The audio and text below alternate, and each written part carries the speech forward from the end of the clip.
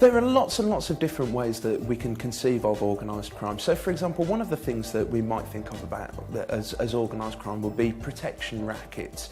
That quite often involves the extortion of money, or taking money from people with the threat that if they don't pay that money, their property might be damaged. So that kind of organised criminal activities long existed. It was the way in which the Kray family, the Kray brothers, often made their money. But now protection rackets might exist around, say, for example, nightclubs and pubs. There are other forms of organised crime as well. We might think of the higher end of armed robbery as serious organised crime. It's criminal men very often getting together, planning events well in advance, working together, going after high yield targets. So, for example, robbing vans that carry cash in transit. They have access to weapons, they can be quite violent and dangerous, and they tend to reside at the higher levels of the criminal hierarchy. Essentially, the more sophisticated types of crime that occur, largely profit-driven crimes, crimes involving large-scale amounts of money and often multiple actors working together to yield high reward from criminal endeavour. Trading cocaine, the drug trade at a higher level. It might be organised car ringing, for example, using stolen motor vehicles. It might well involve large-scale groups of criminals involved in large-scale frauds. So essentially it's crime that requires a higher degree of sophistication than the crimes of the street, as it were. Organised crime tends to involve kind of multiple actors.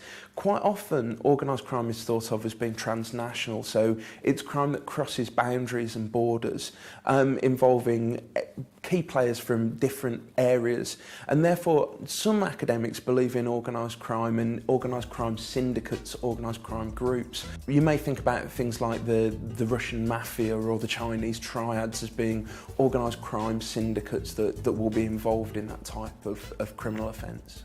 The media representation of organised crime tends to suggest that organised crime syndicates are a bit like Tony Soprano in The Sopranos, responsible for organised crime.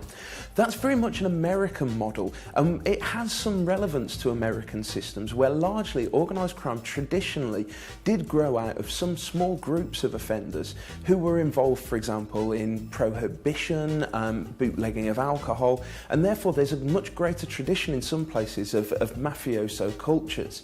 When it comes to the UK, organised crime in many ways is slightly different, and it's tended historically and traditionally to involve local organised family firms, groups of individuals with reputations for being tough or hard men who can monopolise the marketplace. But gradually what we've seen over recent years is we've kind of seen a de-skilling of the criminal marketplace. So it's possible for a great many more people now to be involved in quite serious organised criminal endeavours and to make money from it. So the kind of professional hierarchy that once existed around organised crime, for example professional bank robbers and firms of professional bank robbers, has given way to a much more kind of entrepreneurial culture which a great many more people can actually access. So it's now possible, for example, for a fairly small time young criminal on an inner city estate to make large amounts of money through involvement in something like the drugs trade. An illustration of that might well be the trade in cannabis. Traditionally and historically, groups of criminals would have to largely import cannabis from countries such as Tunisia, Morocco, and historically from the Netherlands as well. Now, in recent years, we've really seen that trade decrease quite substantially because, for example, with technological changes, it's possible to buy kits to grow cannabis in one's roof space in their loft and to make large amounts of money for it. So setting up with a fairly low tech and not particularly sophisticated system, someone with a limited little bit of knowledge and access to a computer and the right shops can actually turn themselves into someone who can grow drugs on a fairly industrial scale. So those kind of changes in society have given way to a changing criminal marketplace, which is much more accessible in some ways than historically it was. For example, as well, the availability of firearms, whereas traditionally and historically that would have been quite tightly controlled by organised crime syndicates in the UK. Now, with access to things like imitation firearms that can be fairly easily converted to fire live rounds, it's possible for young men to get access to weapons far more easily than perhaps they may have done historically, or certainly over the last 20 or 30 years. So what we see is we see a kind of change in organised crime, and almost a form of disorganised organised crime existing in some places. And if we think about, for example, the postcode gangs in London, they tend to revolve around small-scale confrontations between a small number of youths who fight each other over control of fairly small but quite profitable local drugs markets. It's often been said that organised crime is similar to legitimate business, but I think that may overstate the case somewhat. I mean, very often what happens with that kind of perception is there's a belief that within criminal syndicates you'll have an organiser or a manager who hands over responsibility to other people who have core defined roles in that organisation. I think that's to overstate the case a little bit, because it tends to be that when we actually look at criminal enterprises, what happens is criminals tend to get together short term to do jobs and then drift around, meeting up with others.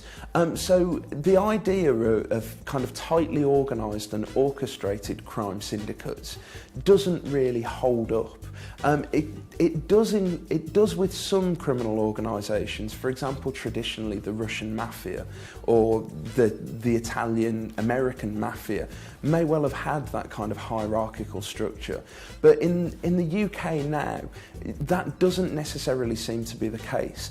That's not to suggest that some people aren't more significant when it comes to organised crime. If we looked at the example of Curtis Warren, one of Britain's biggest drug barons, Curtis Warren very much had a kind of structure whereby he had deputies who he'd delegate tasks to, so as to be careful not to be implicated too much himself in criminal activity. The boundaries between legitimate business and organised criminality are in fact very, very blurred, and indeed organised criminality tends to go hand in hand very often with legitimate businesses. Organised criminals and organised criminal syndicates will need to clean money, for example. It's very difficult to pay criminal money made through, for example, the importation of cocaine into bank accounts. So criminals will use legitimate businesses to front criminal enterprises, though they'll also corrupt state officials and state actors. So there's very much an interplay. Organised crime essentially involves markets, and they're not just illegal markets, but illegal markets, quasi-legal markets, and out-and-out legal markets as well. It's also very likely to be the case that very large-scale legitimate businesses also rely on criminality at times. If we think about that, there are very blurred lines on occasions. So if we look at the conduct perhaps of large-scale corporations, they can act criminally, but they can also have a use for criminal actors within their ranks. It may well be that they have characters who persuade or threaten. It might be that they simply use the local debt collection agency. You have 17 new messages. This is the collection agency again. You need to pay us or we are gonna sue you. Who are very threatening and might physically intimidate or even use violence. But the process works two ways really. While on one hand, organised criminals need legitimate business, on occasion, legitimate business give rise to and assign businesses to those who we would really consider to be criminals.